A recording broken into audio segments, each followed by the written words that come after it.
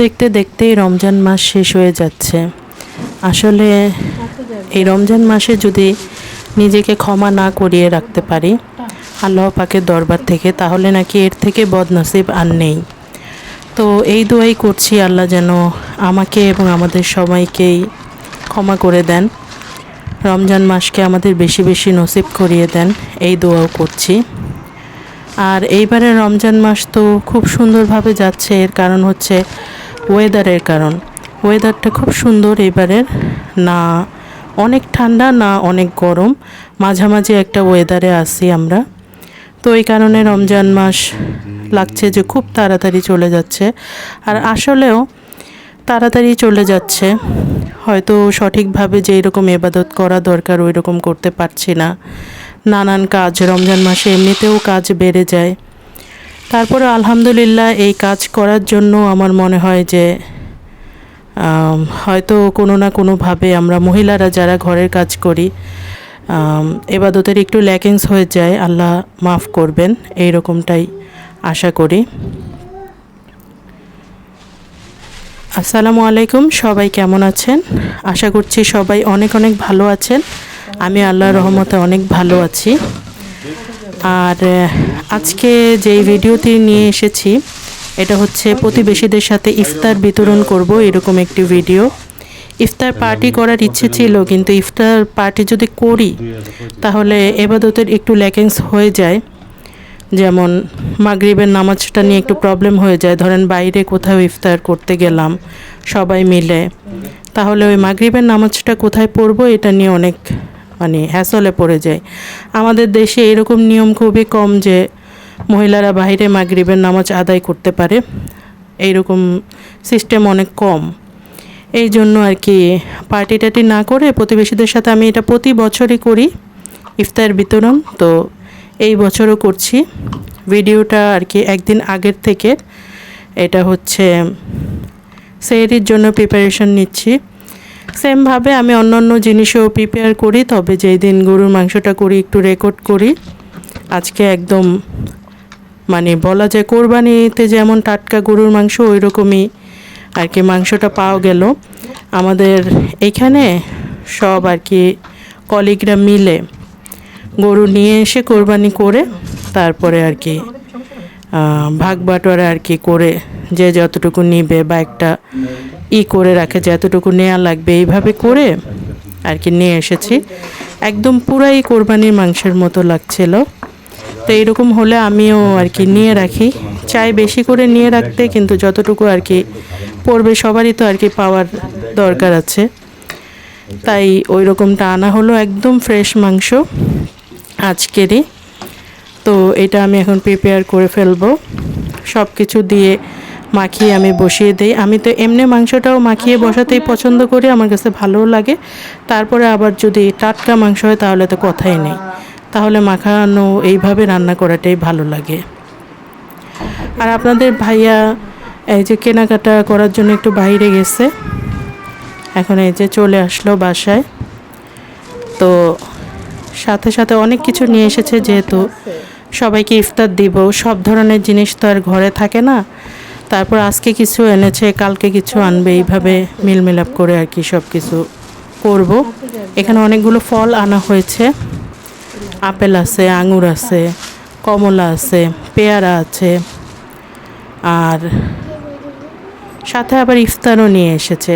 আজকে আসলে ওইরকম তেমন কোনো ইফতার আমি বানাইনি, কারণ আগামীকালকে একটু ধকল যাবে বোঝা যাচ্ছে। আমি যেহেতু একা হাতে কাজ করি, আপনাদের ভাইয়া থাকলে অবশ্যই হেল্প করবে, শিওরিটি নাই। তারপরেও এর জন্য আমি আজকে তেমন কিছু করি নাই, তো দেখলাম কিনেই নিয়ে এসেছে। যাই হোক, ভালো লাগলো দেখে যে চিন্তা করেছে যে আবার আজকে ইফতার নিয়ে ঝামেলা করব, কালকে করব এমনটা। এই যে এখানে কমলাতে যে কাঁটা থাকে আমার জানা ছিল না, আমি ধরেছি আর আমার হাতে কাঁটা ফুটেছে। কী রকম কাঁটা কমলাতে, কমলার ডালিতে কাঁটা থাকে আমার একদমই জানা ছিল না। আর যে ইফতারগুলো নিয়ে এসেছে আমি এক এক করে একটু খুলে দেখাচ্ছি। আমাদের এলাকারই ইফতার, আসলে খুব দূরে যাওয়ার মতো সময় সুযোগ কোনোটাই হয় না।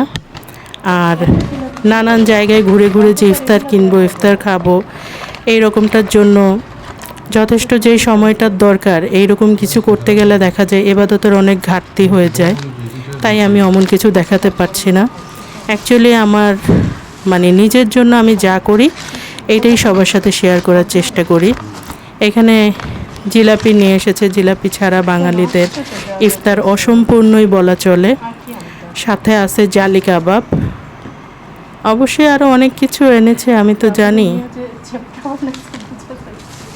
কি কি এনেছে এক এক করে দেখছি।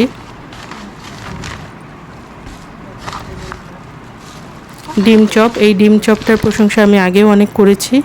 এই ডিম চপটা আমরা রমজান মাস বাদেও এই দোকান থেকে অনেক খাই, ভালো লাগে এবং দামেও অনেক সাশ্রয়ী। এইরকমই একটা ডিম চপ আমি অন্য কোথাও থেকে কিনতে গেলে 15 থেকে 20 টাকা পড়বে, বাট এখানে পার পিস 10 টাকা করে নেয় আর খেতেও মজা। ডিমের 4 ভাগের 1 ভাগ দেয়। এখানে বুট আছে, বুরিন্দা আছে, সব কিছু আমি একটা একটা করে বাটিতে নিয়ে রাখলাম। বুট 2 ধরনের এনেছে আর কি। হোমমেড একটা বুট আছে, হোমমেড বুটটা যদি আমার কাছে বেশি ভালো লাগে এই জন্য 2 ধরনের বুটই এনেছে। এটা অন্য আরেকটা দোকানের ডিম চপ। আলু চপ, এইগুলো হোমমেড। আলু চপটা দেখে চিনতে পারলাম এটা হোমমেড আলু চপ, তার মানে ডিম চপটাও ওই দোকানেরই।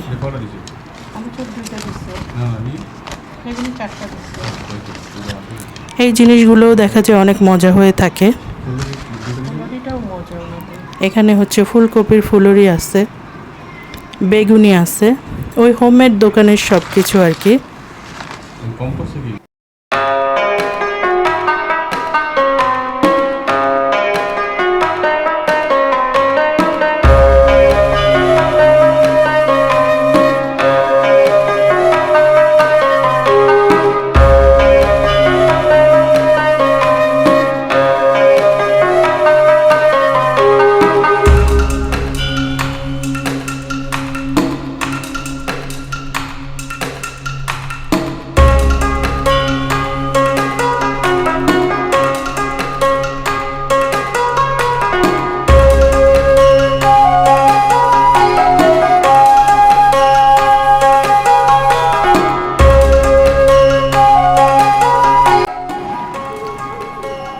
আলহামদুলিল্লাহ, এখন আজান হয়ে গেল।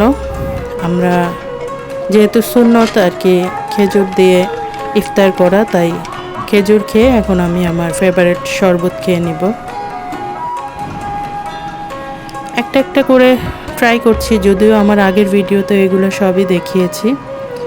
এই যে ডিম চপটা, বারবারই এর প্রশংসা না করলেই নয়। ডিম চপটা খুবই ভালো, দাম হিসেবে তো অনেক ভালো। আরও অনেক ভালো ভালো জায়গার ডিম চপও আমি খেয়েছি, এটা টেস্ট ভালো প্লাস দামেও কম।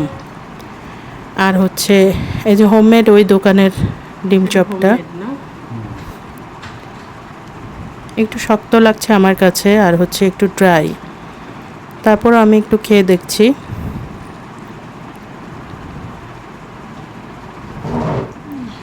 এটাও ভালো, তবে আমার ফেভারিট ওইটাই, আসলে খুব পছন্দ হয়েছে আর আসলে পছন্দ হওয়ার মতো।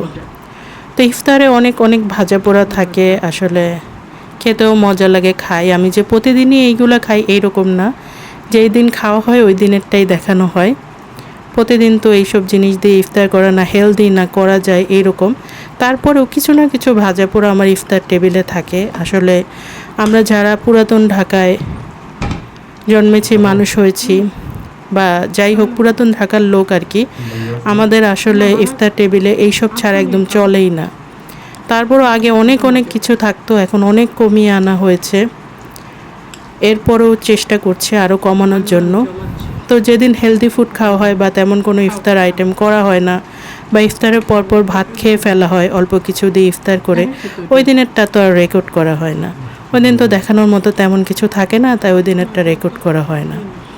এই জন্য যেমন ভাজা পোড়াও খাচ্ছি, আবার অ্যাভয়েডও করছি আর কি। দেখা যায় যা দেখাচ্ছি তাই তো আর কি মনে হয় যে এইটাই বুঝি সারা মাস ভরে চলে, কিন্তু না, এমনটা না। সব কিছু মিলঝিল করেই খাওয়া হয়। যেমন কলা দিয়ে চিড়া, ওইটাও কিন্তু খাওয়া হয়, বাট ওইগুলা দিয়ে যেদিন ইফতার করি ওগুলো তেমন একটা রেকর্ড করা হয় না, দেখানোর মতো কিছু নাই যেহেতু এর জন্য রেকর্ড করা হয় না। এখানে জালি কাবাবটা ভালো আর খেতেও মজা। এটা কি হোমমেড কিনা জানা নাই, তবে এই বুটটা হচ্ছে হোমমেড। এটা একটু ড্রাই লাগছে, তাও মজা, একটু হেলদি আর কি, তেল টেল কম, মশলা কম, মজা। আর অনেকেই নাক ছিটকায়, মানে জিলেপি দিয়ে মুড়ি মাখানো বা বুরিন্দা দিয়ে। এই যে আমি একটু বুট এখন এই যে খাচ্ছি, এটা আসলে নাক ছিটকানোর কিছুই না, এটা এক একজনের টেস্ট এক এক রকম। আমিও বিয়ের আগে এটা খেতে পারতাম না, একদমই না, মানে দেখলেই আমার কেমন যে লাগতো। কিন্তু আপনাদের ভাইয়া খায়, ওর সাথে একটু একটু খেতে খেতে এখন কেমন যেন এটাই মজা লাগে, কেন আমি জানি না, এখন এটা ভালো লাগে। আর মুড়িতে জিলেপি দিলেও এখন আমার কোনো সমস্যা হয় না, আবার না দিলেও সমস্যা হয় না, এইরকমটা। যাক, রমজানের এখন স্পেশাল হচ্ছে, এক হচ্ছে হালিম আর আরেকটা হচ্ছে এই জিলাপি, যেটা প্রায় প্রতিদিনই ইফতারে থাকে। বুরিন্দাটা না থাকলেও জিলাপিটা থাকে। বেশ ভালো এখানকার জিলাপিটা, খেতেও ভালো। প্রথম দিন মোটা জিলাপি এনেছি, কিন্তু পরে ভুল করে একদিন চিকন জিলাপি নিয়ে এসেছে, দেখলাম এটা অনেক মজা বেশি। পর থেকে আর কি এই জিলাপি চলছে। আর এইখানে হচ্ছে মেয়ের জন্য মেয়ের বাবা নিয়ে এসেছে একটা কেক, কোনো উপলক্ষ না, এমনিতেই মেয়ে কেক খেতে পছন্দ করে। এই জন্য যে কোনো জন্মদিনের কেক, বা এটা তো পেস্ট্রি কেক, জন্মদিনের কেক বলেও, মানে ও কাটবে, আনন্দ করবে, হাততালি দিবে, এই জন্য নিয়ে এসেছে। তবে লেখাটা আমার কাছে খুব ভালো লেগেছে, হ্যাপি ডে। আসলে এটা আমাদের সবার জন্য খুব ইম্পর্টেন্ট। ডে আসুক, ডেটা যেন হ্যাপি হয়, এরকম আর কি থাকতে হবে সব সময়। তো লেখাটা আমার কাছে ভালো লেগেছে। আর এটা একটা মিল্ক কেক, সম্ভবত এটা হতে পারে টার্কিশ কোনো ডিশ হতে পারে, বা টার্কিশ কেক হতে পারে। আমি আগে খাইনি, আজকে টেস্ট করব। ফার্স্টে ওরা বাবা মেয়ে মিলে কেকটা কেটে নিচ্ছে। আমার মেয়ে তো খুব খুশি, ওকে দিয়ে কেক কাটালেও একটু কেক মুখে দেয়, এছাড়া অতটা মুখে দেয় না। আর আমার কাছেও ভালো লাগে যদি এইসব জিনিস না খায়। এরপরেও একটু মনকে খুশি রাখার জন্য কিছু না কিছু তো করার লাগে, তো তাই হয়েছে। মাশাল্লাহ, আমার মেয়ে টেস্ট করলো। তো সব জায়গার কেক ওকে আমি দেই না, তারপরেও যেই জায়গারই দেই এটা ক্ষতি, এটা যতটুকু পারা যায় অ্যাভয়েড করাই উচিত।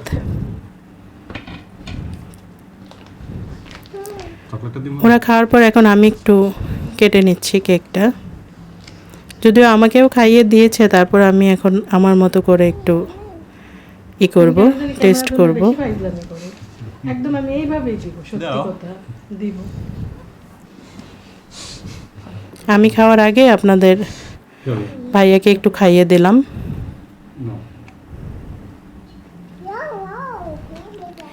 আর এখন হচ্ছে এই মিল্ক কেকটা, এটা একটু খাচ্ছি। উপরে ক্রিম, মাঝখানে কেক, আর নিচে মিল্কের একটা লেয়ার আছে, মানে কেকটা পুরাই মিল্কের মধ্যে আর কি ডুবানো, বা মিল্ক দিয়ে আর কি ভিজিয়ে রাখা, তার উপরে ক্রিম দেওয়া। খেতে মজা, খারাপ না, খুব ওভার সুইট না, টেস্ট বাট অনুযায়ী, মানে একটু মিষ্টি আছে, আবার একদম মিষ্টি নাই এরকমও না। তো আমি কেবল খেয়েই যাচ্ছি, থামাতে পারছি না খাওয়া, এমন একটা অবস্থা। আপনাদের ভাইয়াকে লাস্ট একটু দিলাম, তা সে বলতেছে যে ভিডিও করছি কেন, খাওয়াচ্ছি ভিডিও করছি কেন। আমার কাজ ভিডিও করা, তাই আমি ভিডিও করছি। আমার ভালো লাগে ভিডিও করতে, আসলে কাজ না, আমার ভালো লাগে, তাই আমি করছি। এই যে দেখা গেল 30, আল্লাহ জানে, আমি জানি না, আল্লাহ যদি বাঁচিয়ে রাখে যে অনেক বছর পর আমি আবার ভিডিওটা দেখলাম, এরকম হতেই পারে, তখন তো আমার কাছে অনেক ভালো লাগবে।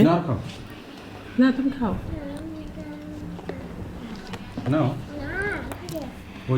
এই যে কেকের তখন খেতে নিয়ে আর কি খাওয়া হয়নি, আপনাদের ভাইয়াকে দিয়েছি। এখন আমি একটু খাবো কেকটা। ভালো হয়েছে আমি ওই কেকটা আগে খেয়ে নিয়েছি, ওইটা সম্ভবত না, ভালো হয়নি, ওইটা একটু বেশি মিষ্টি, এটা এত মিষ্টি হওয়ার কথা না। টেস্টি ট্রিটের কেক অত মিষ্টি হওয়ার কথা না, ওইটা না, ঠিক আছে। এটাই বেশি মিষ্টি, ওইটার থেকে এটা বেশি মিষ্টি। আর কি ক্রিমিও বেশি, ভালো হয়েছে, ওইটা আগে খেয়েছি। মজা, এই জায়গার কেকের কথা তো আর বলার কিছু নেই, মজা। আপনাদের ভাইয়া খাচ্ছে, দেখাচ্ছে। আর এই যে আমাদের কেক পাখি বলা যায়, ও অনেক ধরনের পাখি, তার মধ্যে এখন হয়েছে কেক পাখি। কেক খেয়ে কী অবস্থা করেছে মুখের, এটা আমি একটু রেকর্ড করে রাখলাম স্মৃতিচারণের জন্যই। আর যে ফলগুলো আনা হয়েছে এগুলো আমি পানিতে ভিজিয়ে রেখেছি প্রায় অনেকক্ষণ, 1 ঘন্টা না, 1 ঘন্টা 2 ঘন্টারও বেশি টাইম আমি পানিতে ভিজিয়ে রেখেছি। উল্টে পাল্টে দিচ্ছিলাম, উপরেরটা নিচে, নিচেরটা উপরে। চাইলে দুইটাতেও আমি ভিজাতে পারতাম, এখন ভিজিয়ে ফেলেছি, এখন তাই উলট পালট করে দিচ্ছি, সময়ও আছে। আর এটা হচ্ছে ভোর রাতে সেহরি করার পর আমি একটু বুটটাকে ভিজিয়ে নিব, এই জন্য আমি এখানে 2 কাপের মতো বুট নিলাম। 2 কাপের মতো বুটে আমাদের আলু দিয়ে সব কিছু দিয়ে মোটামুটি হয়ে যাবে। এই যে আমি সমানের একটু বেশি পানি দিয়ে ভিজিয়ে রাখলাম, সকালে একদম ফুলে ডাবল হয়ে থাকবে। আর এটা হচ্ছে পরদিন সকালবেলা, পরদিন তো না আর কি, সেহরি যেদিন করলাম ওই দিনেরই সকালবেলা আমি একটু তাড়াতাড়ি উঠেছি। উঠে ফার্স্টেই আমি ডাল ভিজিয়ে নিলাম, আর চুলাতে এই যে আলু, ডিম আর আলু বুট, আসলে আলুর পরিমাণ বেশি তো এর জন্য এক হাঁড়িতে হচ্ছিল না, তাই আমি মিলঝিল করে যেইভাবে দেওয়া যায়। আর কোনো টাইমই পাইনি, কোনো কিছু রেকর্ড করার মতো সময় হচ্ছিল না, সময় যেন দৌড়ে দৌড়ে চলে যাচ্ছিল, এক হাতে সব করছিলাম। আর আমার মেয়েটা ঘুমাচ্ছিল দেখে একটু সুবিধা, এখানে সব কিছু এক এক করে আমি করে ফেলছিলাম আর একটু একটু রেকর্ড করছিলাম। এই যে আমার ছোলাটাও কমপ্লিট হয়ে গেছে। প্লেটগুলো আমি সব কিছু মুছে টুছে ক্লিন করে ধুয়ে মুছে আর কি সাজিয়ে নিয়েছি। আর ভাজাভাজির কাজ শুরু করে দিয়েছি আমি আসরের আগেই। প্রত্যেক দিন আমি আসরের নামাজ পড়ে যাই, আজকে আমি আগে ভাগে শুরু করেছি, নাহলে শেষ হবে না। পরিমাণে অনেক বেশি, আর আমি একদম একা, মানে কোনো কিছু করার জন্য কেউ নাই। আপনাদের ভাইয়াও কাজে আসতে পারছে না, আটকে গেছে কাজে, যে চলে আসার কথা ছিল কিন্তু পারছে না। সব আমি করছি আর অল্প অল্প রেকর্ড করছি। এখানে যে আপনাদের ভাইয়া বাকি যা যা নিয়ে আসবে, আনারস, কলা, আর এখানে জিলাপি, বুরিন্দা, এগুলোর জন্য জায়গা রেখে বাদ বাকিগুলো আমি সাজিয়ে ফেললাম। ইফতারের একটু আগে ভাগে না দেয়া গেলে তো ওইভাবে হয় না। যাক, আলহামদুলিল্লাহ আপনাদের ভাইয়া চলে এসেছে, আর সব কিছু আমি সময় মতো সব প্লেটিং করে ফেলতে পেরেছি। এখন যার যার বাসায়